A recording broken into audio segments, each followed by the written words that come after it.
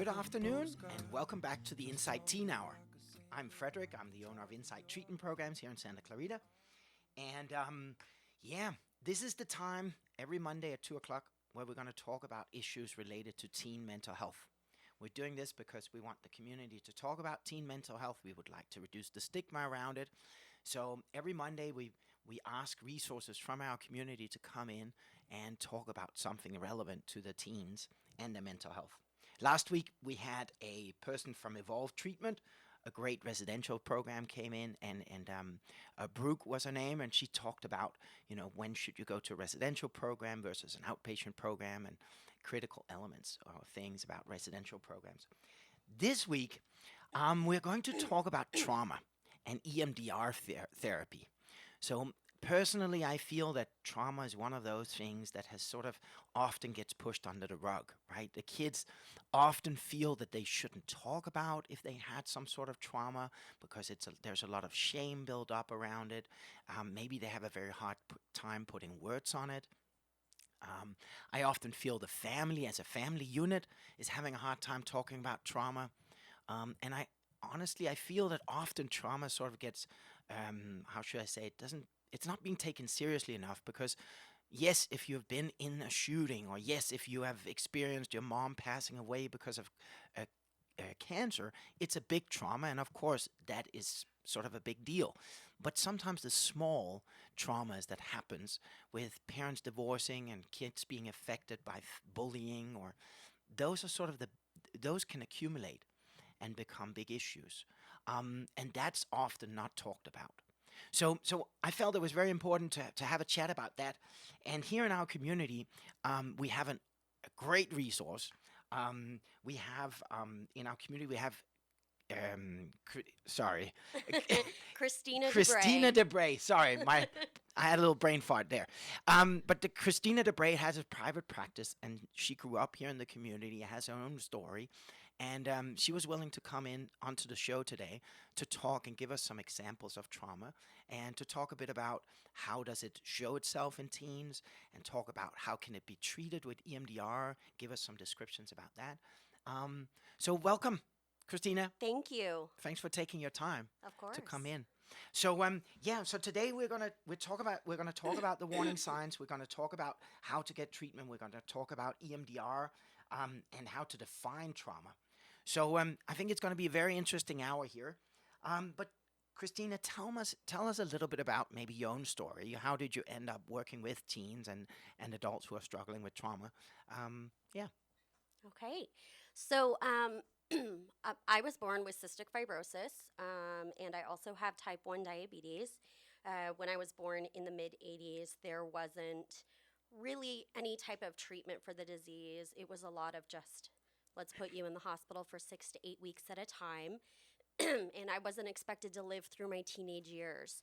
So I spent most of my life living in a hospital, and I experienced extensive trauma.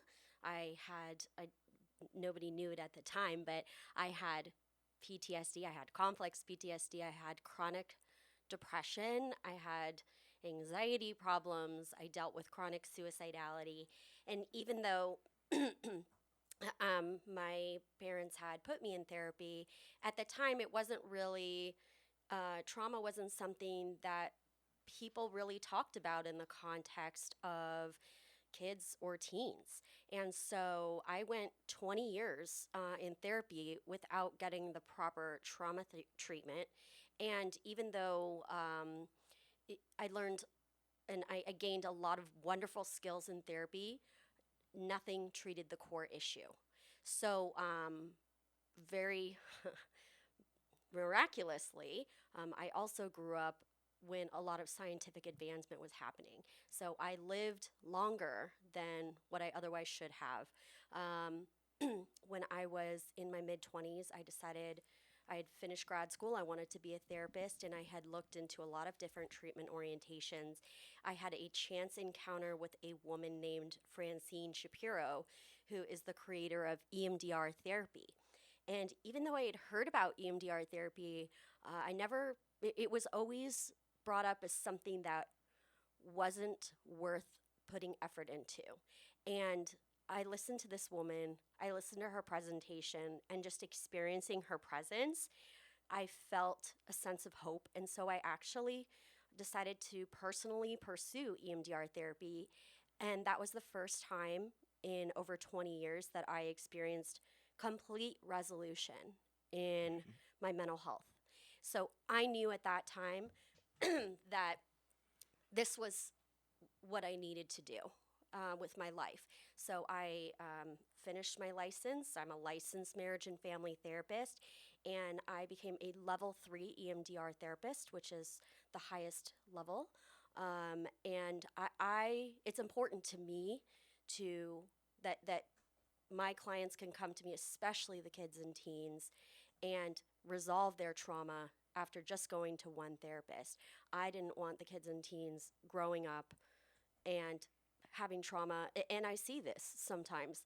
People live with trauma for decades. And there are a lot of problems in the world that don't have solutions, but PTSD and trauma is something that has a solution.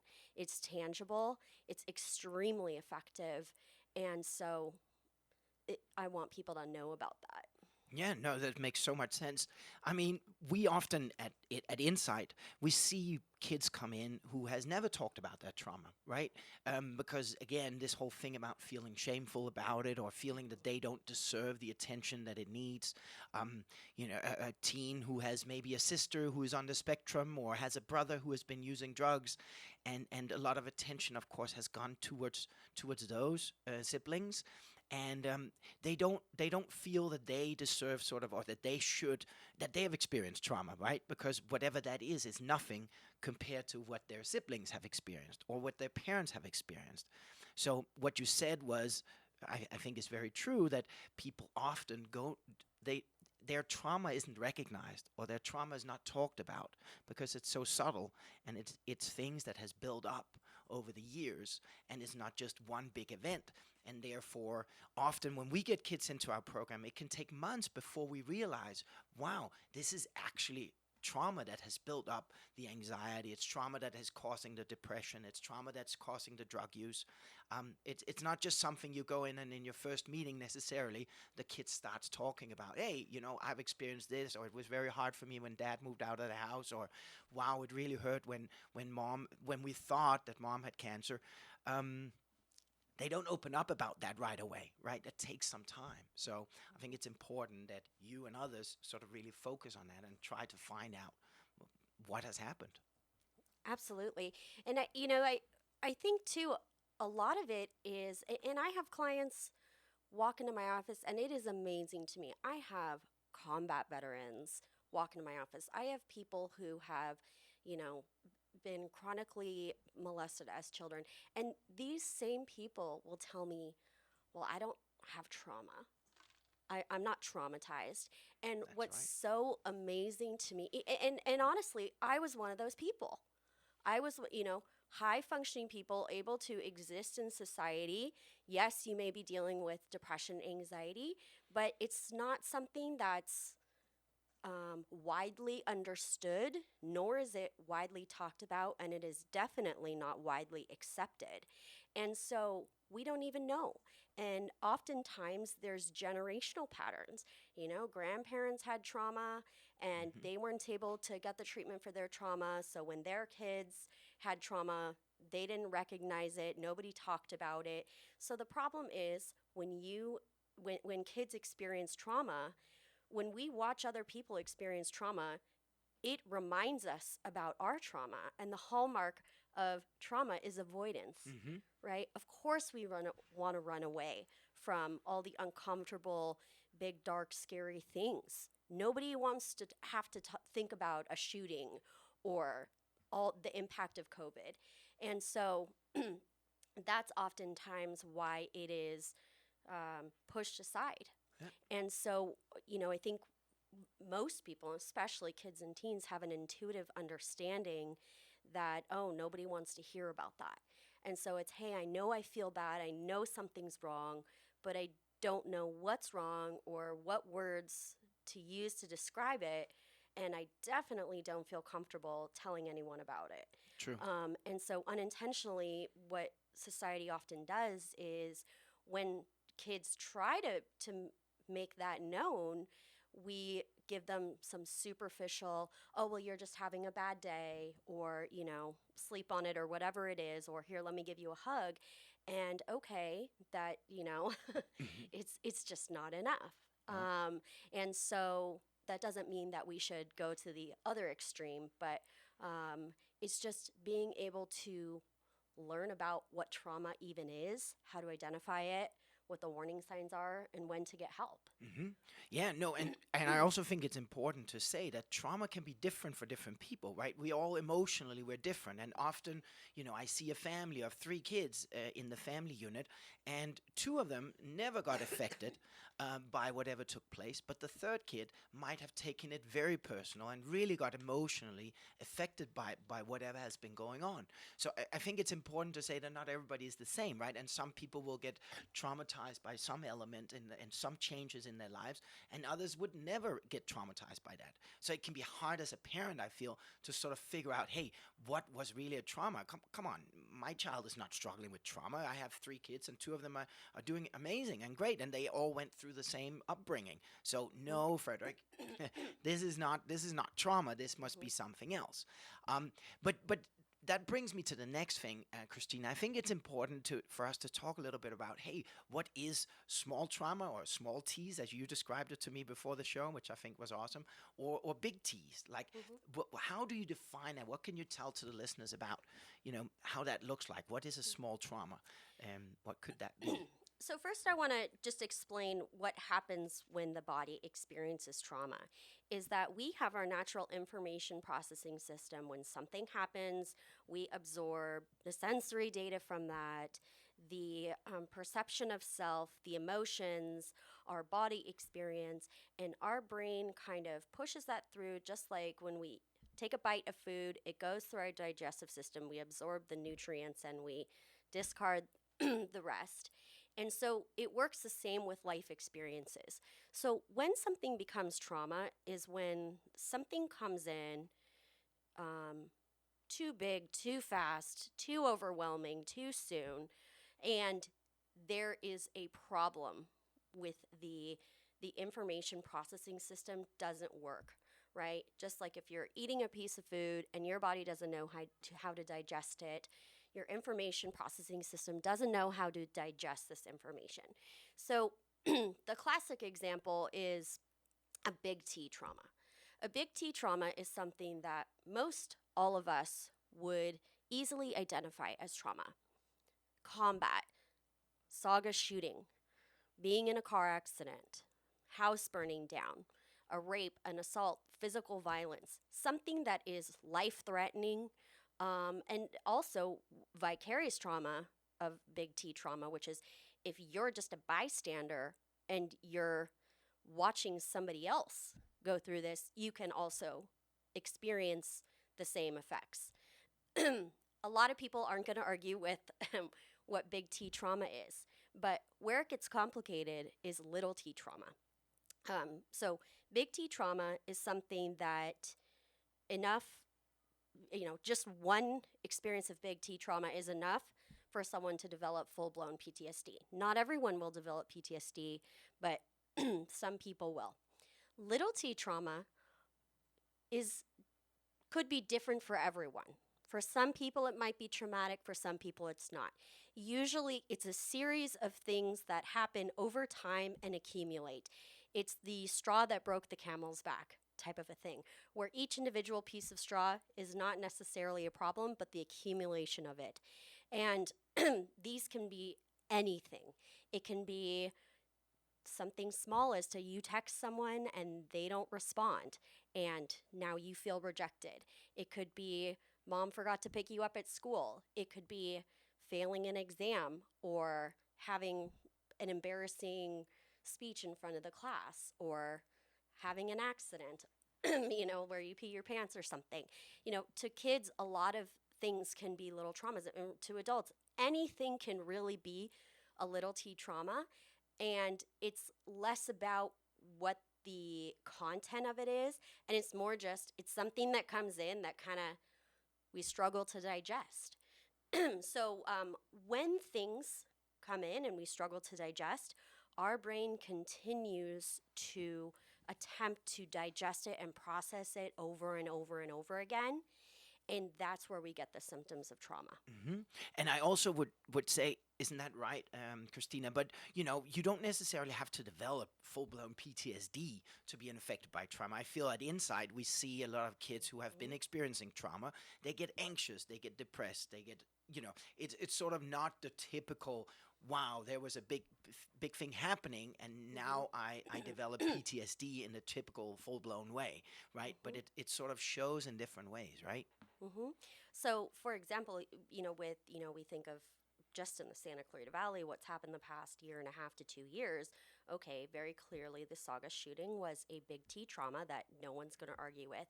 But okay, COVID, that was another big T trauma. And, we talk about maybe little T's or maybe even medium T's of having to, transition to being at home. Okay, for some kids, that was traumatic, and for other kids, it was a dream come true. Hmm. But then it's parents being stressed and less emotionally available because they're just trying to keep it all together.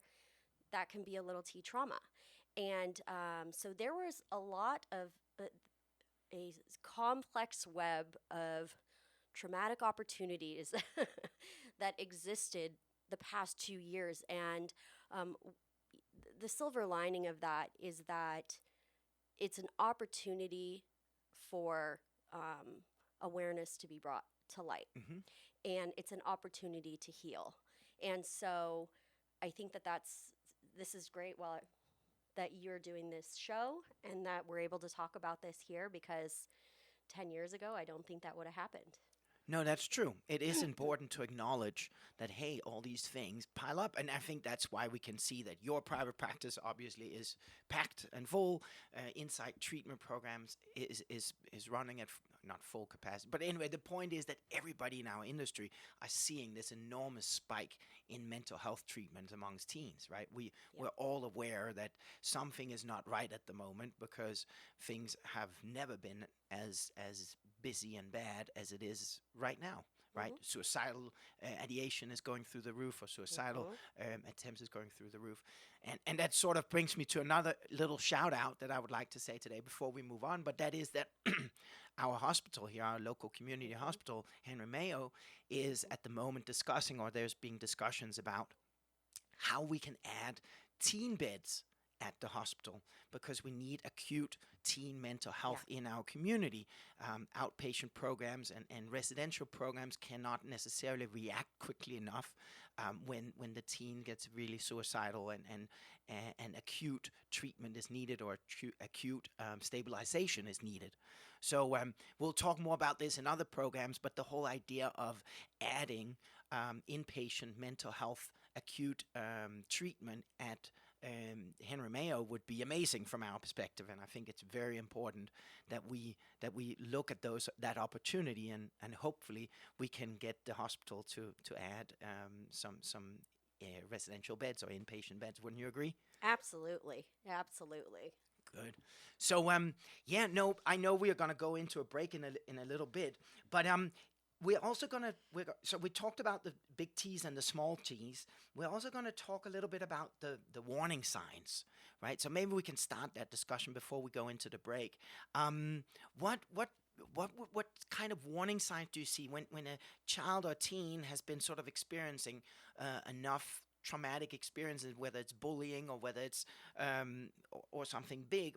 What are sort of the signs that you start seeing in your private practice typically, or with the clients you have in private practice? Oftentimes people wait until the 11th hour to seek treatment. And so typically by the time somebody gets to my office, things are moderate to severe in intensity. So I can see people dealing with suicidality, in problems that have existed for quite some time. The average onset the average time between the onset of symptoms and someone seeking treatment is 8 to 10 years. And that's for teens. Wow. And so, what I'd really like to talk about is what are some of the early warning signs in the more subtle things that can be recognized to get to treatment earlier. Yes, good. Well, why don't we go into a break now, and then we'll be back in a couple of minutes. So hang on there. And this was Kristina De Bree. Kristina De Bree, sorry. And this is Frederik from Insight Treatment Programs, and we'll be back in a couple of minutes. You're listening to KHTS 98.1 FM. Santa Clarita, bedbugs are taking over our city. They've invaded our homes, our businesses, and most importantly, our sleep. If you have suspicious bites that appear nightly, or have a bug that you need ID'd, your best option is to make one call to All Pro. We offer a 100% guarantee that your bedbug issues will be solved with heat in one treatment. No need to tent or spray your house with chemicals. Heat is all you need. Call 661-298-2200 or text me a bug picture to 661-645-0540. It's time to sleep tight again, SCV. This is Jill from the Santa Clarita Grocery, the all-volunteer grocery program serving children, families, and individuals experiencing food insecurities. Since January 2020, Santa Clarita Grocery has distributed 83 tons of fresh groceries to our 4,655 families in the SCV community. Santa Clarita Grocery is a drive-up, drive-through service with physical distancing in place to continue serving our community. If you are in need or looking for a charity to do the most good for our community, please consider partnering with us by donating to Santa Clarita Grocery, one of the most efficient charities in the Santa Clarita Valley. A full 99 cents out of every dollar goes directly back to the community. Santa Clarita Grocery operates on a 1% overhead and is sustained through private donations. Santa Clarita Grocery is at 21176 Center Point Parkway in the Oasis Furniture parking lot. Please visit our website at santaclaritagrocery.org or our Facebook at Santa Clarita Grocery to make a difference in our awesome town community. 425-7575. Be our guest and experience the difference. Hey, Ned, what's with the cape and tights again? Didn't the boss tell you about that? No, this time I'm really a Pacific Air hero. I'm flying around keeping our customers cool with our WOW AC tune-up. It's Super Ned to the rescue! Get in the truck, Ned. Well, we're not letting Ned run around in tights. But we are saving people every day. Mark Schneider and daughter Kaylee for Pacific Air. We're saving people from a hot, miserable home caused by an aging or broken AC system. When you call Pacific Air, we know your time is precious. So we promise on-time service to save you time. And right now, with every WOW AC tune-up, we will disinfect and sanitize the inside of your heating and air system free. We think you'll say, Wow! When you want the best, call Pacific Air. Get Pacific Air's WOW AC tune-up for just $77. Go to pacair.com, P-A-C-A-I-R-E. Remember, without the E, it's just air. KHTS, your hometown station.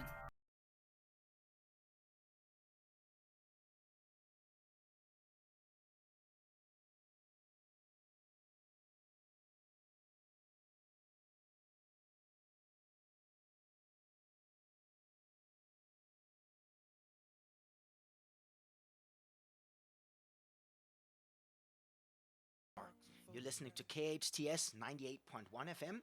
And in the studio today, it's myself, Frederik, from Insight Treatment Programs, and then Kristina De Bree from her private practice here in Santa Clarita. She's an expert in trauma and is dealing with families and teens that are struggling with trauma in the local community. So we've been talking a little bit about how to define trauma and the big T's and the small T's, and how small traumas can affect teens in a big way over time. And now it's time to talk a little bit about, hey, how can we prevent these things to accumulate with the teens so that they suddenly need to go to the hospital, so that they suddenly need inpatient programs or even intensive outpatient programs like Insight? Is it possible to sort of nip these things in the bud, see some warning signs with the teens and react and provide some support and some help for them so that they can process? As Kristina said earlier today, she talked about how these traumas is like, you need to digest your food slowly and correctly. And sometimes when you experience a trauma, your system just can't digest this experience. So it sort of builds up. So Kristina, maybe tell us a little bit about how you in private practice are sort of assessing, but more importantly, how you're helping kids or adults for that matter, but how you're helping digest some of these traumas and how you're helping them nip things in the bud rather than waiting and letting everybody hold on to that trauma for years and years and years until it suddenly blows up. Okay, great. So I specialize, I'm a trauma specialty therapist. So I specialize in EMDR therapy, which is eye movement desensitization and reprocessing therapy. And I integrate a lot of other treatments. So it's EMDR is the main dish, and then I take, you know, I make it a complete meal by adding in all these other Yes, exactly. things. Talking about in that food metaphor here. Yep. So when someone first calls, you know, I do kind of a brief phone assessment to understand, you know, try and get an idea of what the level of care that they would need. Some people are completely in a state of crisis in which they need to go to the hospital. Some people need to go directly to an intensive outpatient setting. But assuming that someone is stable enough for EMDR, you know, I bring them in for an initial assessment, and I actually have 2 questionnaires that I utilize. And one of the questionnaires is a 28 question sort of umbrella questionnaire about different and subtle ways that trauma manifests. And I get an average score. And that can help me understand from a clinical point of view how severe things are manifesting and whether or not would be appropriate to move forward, and if it is appropriate to move forward, the specific ways in which we're moving forward. We then do a combination of teaching people some stabilization techniques like diaphragmatic breathing, meditation, these types of things, while also, I call it an inventory. I say, let's pick top 5 to 10 things that are either memories or negative thoughts you have about yourself, somatic experiences, which are just body experiences. Oftentimes when people have trauma, it can manifest in the body.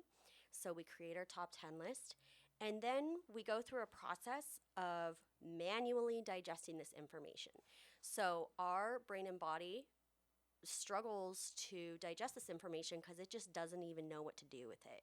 So we actually break it out into all of the different components of memory. So the components of memory are the sensory data, sight, sound, touch, taste, smell, the belief of self, like I am unsafe, I am unworthy, I'm not in control, I'm powerless. There are endless beliefs about self. And then the emotions of panic, fear, whatever that is, and where you feel it in your body. So when we manually break things down, we're basically already breaking it into the smallest pieces, and then that's where the traditional EMDR of eye movements comes in. So we do 3 different things with the eye movements. First of all, we reduce the emotional intensity of the memory. One of the things that I ask is 0 to 10, 0 being totally calm and at peace, 10 being the worst you can imagine. How distressing is this memory? The way to know if something's traumatic is if it's more than a 0. So you get that score. After you do the series of eye movements, the therapist will ask you to focus on different components of the memory that you've already mapped out. And then once that gets to a 0 out of 10, the next piece is to find a positive belief to attach to the memory. So for trauma, it's over, I'm safe now, instead of I'm unsafe, I'm powerless, or I have choices, or I can learn to handle it. And then we get that belief up to 100% connected specifically to the memory. And then the last part of reprocessing is to eliminate any remaining somatic distress. This is something that's typically not addressed with almost any other form of therapy.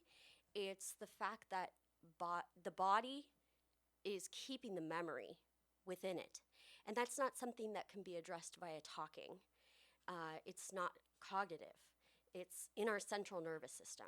And so utilizing the eye movements or it doesn't have to be eye movements, it can be any kind of lateral movement, that actually helps the body release the experience from the central nervous system. And then closure, which is more, going to our calm, safe place, using a resource, kind of just saying goodbye to that memory. And then we do constant reevaluation, making sure the memory is completely closed, and then we move on to the next.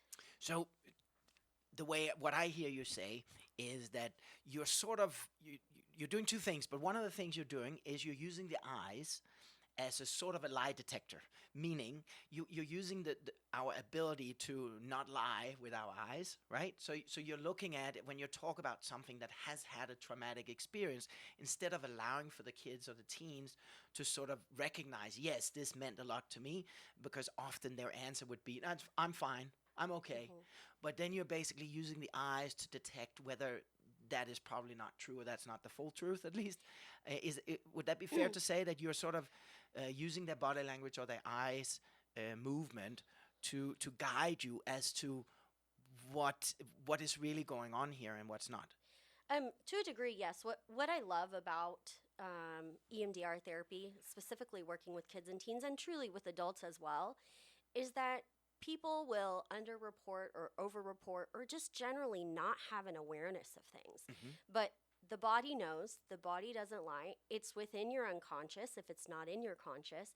And EMDR is a process that the client is doing themselves. The therapist is simply facilitating it. So it doesn't matter what people tell me. It doesn't matter if they say I'm fine. Okay, that's fine. Tell me you're fine and whatever, but we're still going to do EMDR as long as you feel right about doing that, and it will process. Yep. So, the therapist is not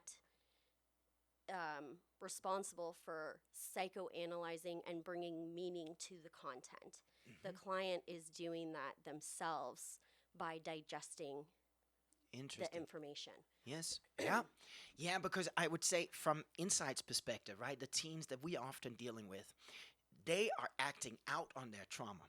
Okay, so the kids will often, when they feel this feeling of whatever it is, they will go out and act out. They will become angry at home, start fighting with mom and dad. They might run away. They might go out and get high.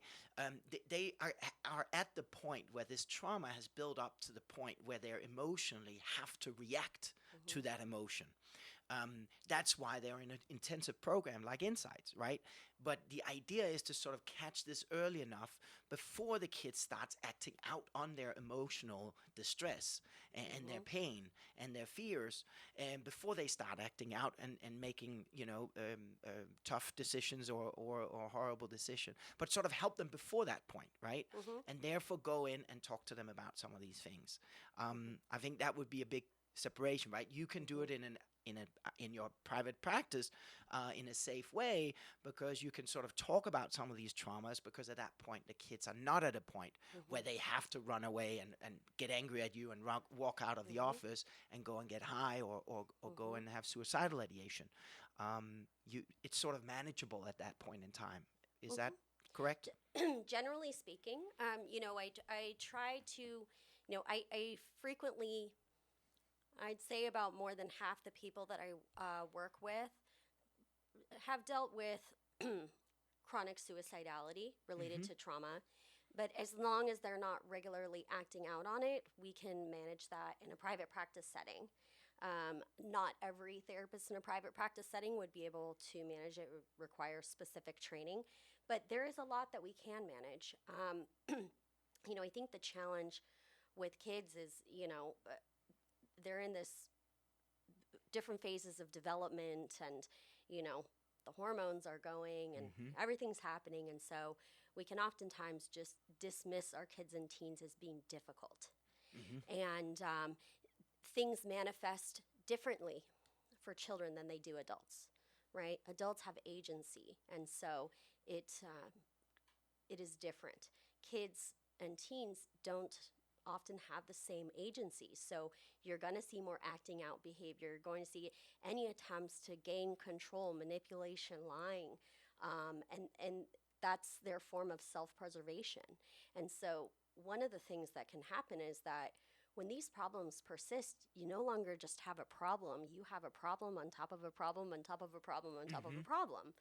And then, that impacts the parent-teen relationship. And then when that relationship is damaged, that causes more problems. And so it tends to be a very complex web.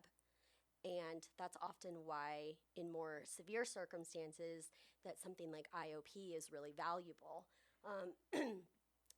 But if we can catch it earlier, or if, multiple members in the family are struggling, we can deal with it in a private practice setting. Sometimes I feel like the best thing that parents can do when they feel like their kids are struggling is to get therapy themselves, to be able to contend with their own traumas so that they can be present for their children in the way that their children need them to be, instead of responding out of their own trauma response. Yes, absolutely. It's a family dynamic, right? Things go through the family, and if mom and dad has experienced trauma, or in Al-Anon or whatever it might be, it is crucial that they take their time for their self-care so that they can be there for the teens.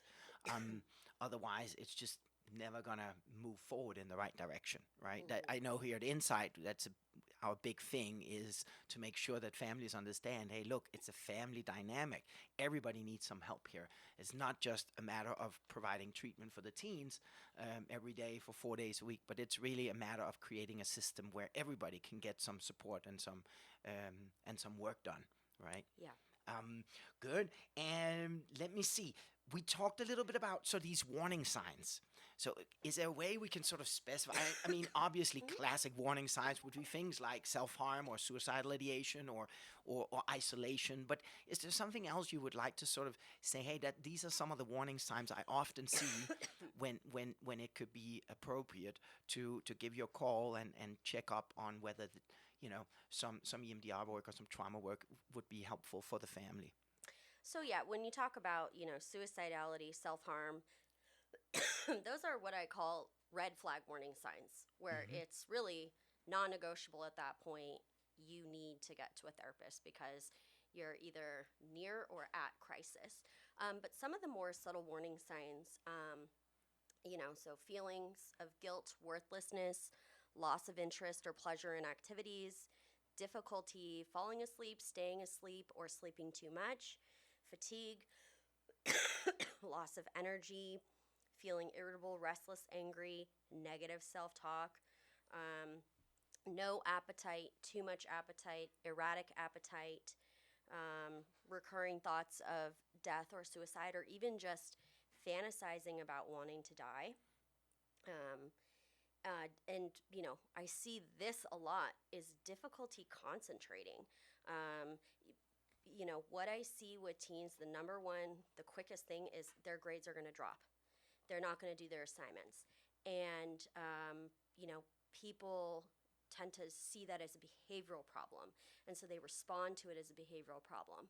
But oftentimes it's a secondary issue of, hey, there's something going on here. And then feeling sad, empty, crying nearly every day. And, it's not just necessarily one of these things. It's, if you see 2 or more of these for 2 years or 5 or more of those for 14 days, that's when you need to get some help. And that's that's a depression manifestation of it. The more anxious manifestation, what's important is to rule out a general medical condition or substance use. But excessive worry almost every day, difficulty sleeping, sweating, nausea, diarrhea, upset stomach, replaying past events over and over again, constantly playing the what if game or shoulda, woulda, coulda, nightmares, being afraid of the dark, feeling shortness of breath, having out-of-body experiences. Out-of-body experiences is a very classic PTSD symptom. And of course, using drugs, self-harm, alcohol, smoking, food, porn to escape, to cope. Yep, got it. Now, when you see a family, or if you see a teenager in your private practice, how often do you see them? Is it several times a week? Is it once a week, once a month? What is your typical, sort of, how does that look like? The standard type of treatment is once per week for a 50-minute session, 50. If someone does very well, then, ultimately we get to every other week and then we phase out. For people that are showing red flag warning signs, I might say, hey, we need to do twice a week or 3 times a week sessions where we're you're not necessarily at the point of needing intensive outpatient. Let's try and get this under control without you having to go that route, and either they make progress with that and then we reduce to once weekly, or we refer to IOP. Okay. And typically, how long would the family be seeing you, or the teen be seeing you? Are we talking a year? Are we talking 2 years? Are we talking, depending on how much trauma goes on a daily basis at home? What would you say? It's anywhere from 3 months to 1 year. So a lot of I worked pretty extensively with a lot of the kids who were impacted by the Saga shooting. That was more in the 3 months. Single episode trauma is very easily treated and very quickly treated. When things start to accrue, that's when you're looking at 6 to 12 months. Okay. Well, we're going to go into a little break here. You're listening to Kristina De Bree from our local community here, LMFT, and specializes in trauma in her private practice. So we'll be back in a couple of minutes. Please hang on. You're listening to KHTS 98.1 FM, and this is the Insight Teen Hour. KHTS strives to give the Santa Clarita Valley all the information they need. And when our computers aren't working the way they should, we call Resurgence, your true source for IT.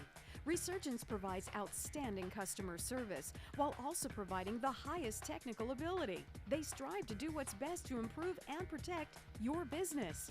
For more information on Resurgence, call 349-4114 or visit resurgenceit.com.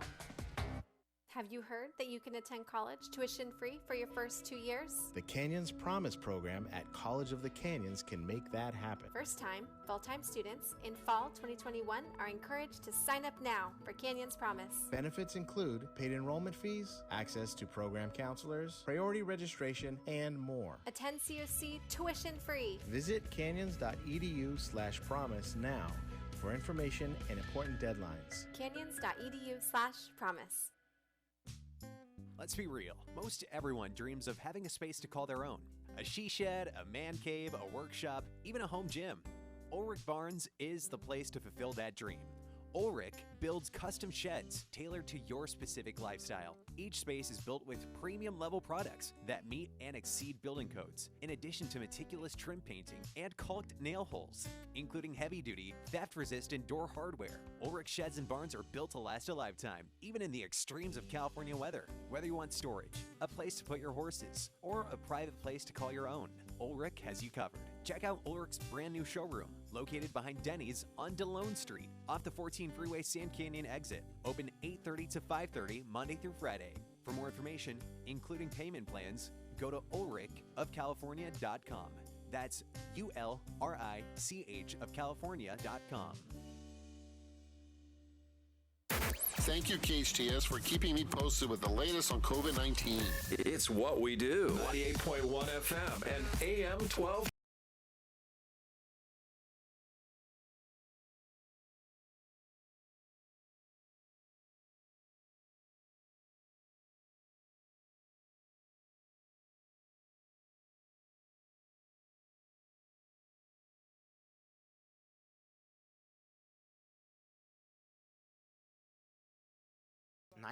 .1 FM, and I'm Frederik from Insight Treatment Programs.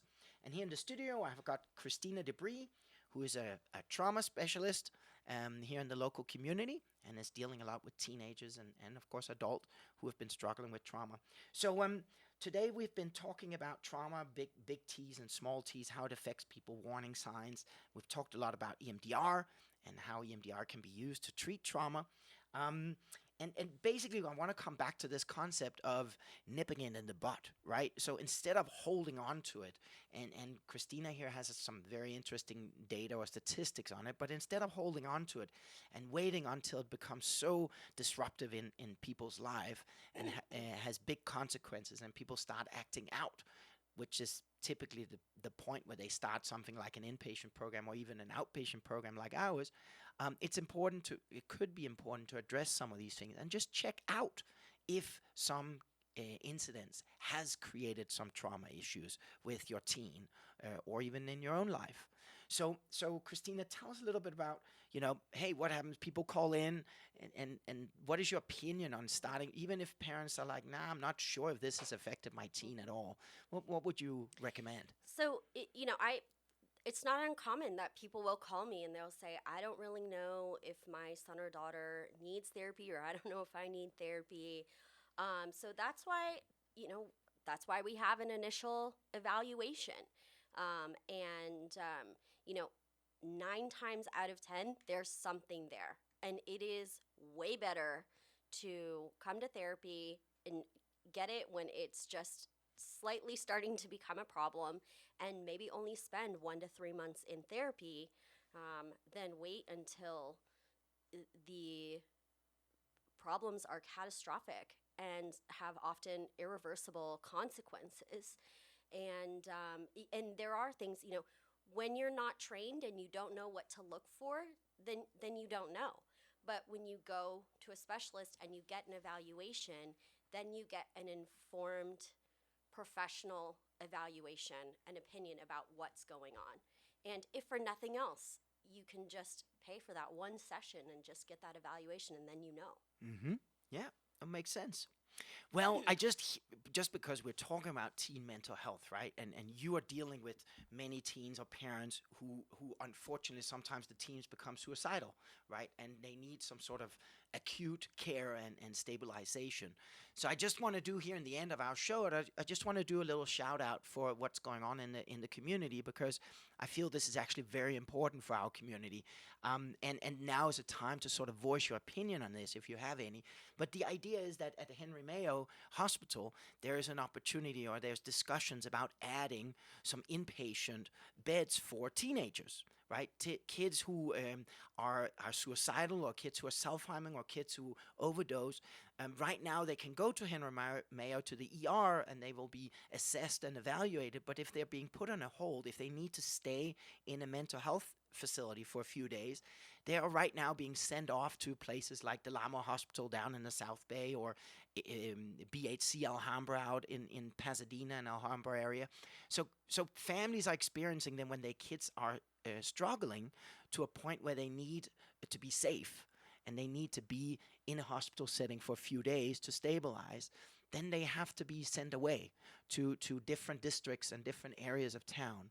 And I know, because we're dealing with parents, unfortunately, all the time who are going through some of this, I know how uncomfortable it is, first of all, that your teen is struggling and that you have to go through this. This is usually a very traumatic, if we should say it that way, a very traumatic experience for the entire family when a teenager needs to be in an inpatient program, in what people sometimes call a psych ward, right? And so first of all, it needs to be a process that's as easy as possible for the parents and for the teens.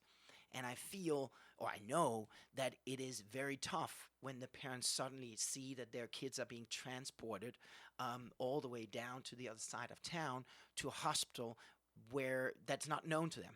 Right? What is the Lamo? How does that look like? Nobody knows here in Santa Clarita. So I personally, I feel it's very important that we have some teen resources at Henry Mayo, where we can take our teens from the community, right? I know this is a community where 25% of the population is teenagers, right? So there's plenty of families that has teens here in the community to support that, and teen treatment is just a very, very, very scarce resource. Yeah. So why not take the opportunity and sort of make sure that we push in the community to make it possible to have resources, inpatient resources in the community. And I know you've been dealing with parents as well who has had to go to some of these or to the ER with their teens because of suicidal ideation. You've been in the schools educating and helping out there. So do you have an opinion on all this? I mean, absolutely. It is. The worst part of my job is when I have to tell a parent, your son or daughter is actively suicidal and needs immediate attention, and further evaluation at an ER. And the greatest challenge too is, hey, by the way, you can't go to our local ER, or you can, but they'll, be sent elsewhere. And so, parents have to leave their job, or if they have other kids, they don't have childcare, and they're bringing the other kids with them to the ER. So, I also, if you are someone who is having suicidal thoughts, or if you have a teen that might be dealing with suicidal thoughts, I have a free resource available on my website, www.KristinaDeBree.com. And if you click on the banner, it says download my free ebook, and it's what happens when you tell a therapist that you are suicidal. And it's just a breakdown of, what to expect based on what type of suicidality you're dealing with. Perfect. Yeah, so go to Kristina's website. And also I should say that there's this whole discussion going on. There's a meeting on Tuesday, April 20th at the City Council. So go in and check that out. You can go to an email address called matt_SantaClarita@AOL.com. I'll repeat, matt_SantaClarita@AOL.com. Sign up. Yeah.